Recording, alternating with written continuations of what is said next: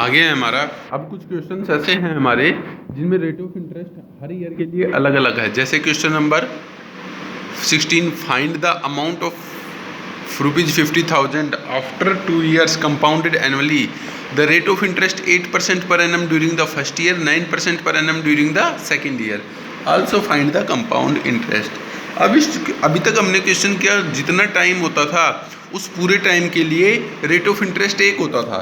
यहाँ पे क्या हो रहा है, रेट ऑफ इंटरेस्ट अलग अलग आ रहा है। फर्स्ट ईयर के लिए अलग, सेकेंड ईयर के लिए अलग, अगर थर्ड ईयर होता थर्ड ईयर के लिए अलग। तो इसमें फॉर्मूला लग जाएगा। फॉर्मूला हमें देखना पड़ेगा प्रिंसिपल टाइम R1 R2। जब रेट ऑफ इंटरेस्ट अलग अलग हो तो कंपाउंड अमाउंट का फॉर्मूला क्या होगा, P ब्रैकेट 1 + R1/100। जितनी रेट ऑफ इंटरेस्ट जाएंगी उतने ब्रैकेट बढ़ते जाएंगे। जब सेम रेट ऑफ इंटरेस्ट होता है तब तो यहाँ ऊपर पावर चढ़ जाती है। जब रेट ऑफ इंटरेस्ट अलग अलग है 1 + R1/100, 1 + R2/100। अब अगर 3 साल के लिए होता तो 1 + R3/100, 4 साल के लिए होता 1 + R4/100। इस तरीके से आगे कैलकुलेशन आप कर सकते हैं, आपको आता है। इसके जैसे क्वेश्चन एक और है, क्वेश्चन नंबर 19 भी ऐसा ही है। उसमें 3 ईयर के लिए अलग अलग रेट ऑफ इंटरेस्ट दिए हुए हैं। तो आगे इसी तरीके से वो क्वेश्चन भी हो जाएगा।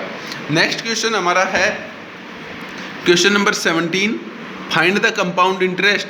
प्रिंसिपल दे रखा है, रेट ऑफ इंटरेस्ट दे रखा है, टाइम यहाँ पर फ्रैक्शन में दे रखा है। तो जब टाइम फ्रैक्शन में दे रखा हो तो उसके लिए भी हमारे पास फॉर्मूला है। ये अलग से फॉर्मूला है कि if P is the principal and time is Q/R, कि अगर टाइम आपका इस तरीके से फ्रैक्शन में है देन द अमाउंट का फॉर्मूला क्या होगा, A = P principal 1 + R rate of interest upon 100। ये ऊपर P क्या है, ये टाइम का P है, और आगे 1 + Q/R, ये टाइम का Q/R है, मल्टीप्लाई R, ये रेट ऑफ इंटरेस्ट है, अपॉन में 100। जैसे मैंने क्वेश्चन किया है, प्रिंसिपल दे रखा है, रेट दे रखा है, टाइम। तो अमाउंट 1 + ये मैंने फॉर्मूला लिख दिया। तो प्रिंसिपल 1 + रेट 8/100। टाइम कितना था, जो पूरा टाइम था वो ऊपर पावर में चला गया, मल्टीप्लाई 1 + जो फ्रैक्शन का टाइम था 3/4 वो यहाँ पे आया, into R rate of interest upon 100। ये 4 से कट गया, 4 × 2 = 8, ये 3 × 2 = 6 बन के आ जाएगा। बाकी कैलकुलेशंस आप लोग कर सकते हैं। एक लास्ट क्वेश्चन और है जिसमें प्रिंसिपल ना बोल के उसको अलग टर्म में क्वेश्चन को बोला गया है, पर क्वेश्चन में मेथड यही लगेगा।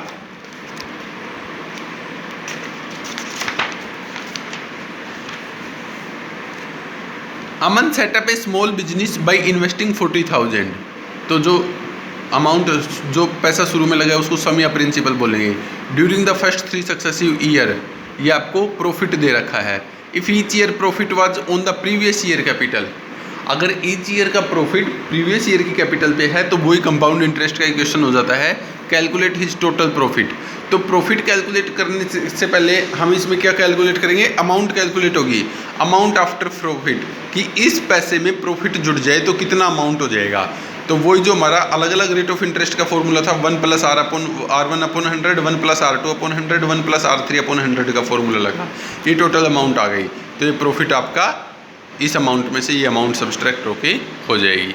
तो ये क्वेश्चंस करेंगे, ये एक्सरसाइज आज कंप्लीट हो जाएगी।